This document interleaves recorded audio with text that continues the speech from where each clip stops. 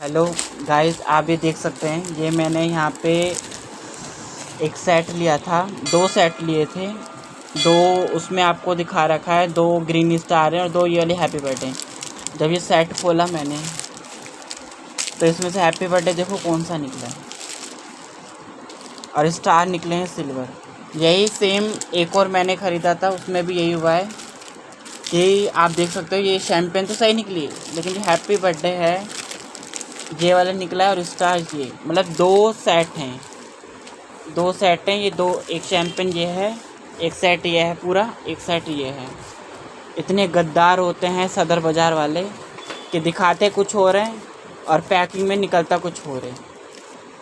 तो इन गद्दारों से सामान ना ही ख़रीदें तो ज़्यादा बेहतर है, या फिर एक आधा पीस खुलवा लें ताकि आपको भी पहचान में आ जाए कि हाँ, जो चीज़ हम देख के ख़रीद रहे हैं वो असल में निकली है भी या नहीं।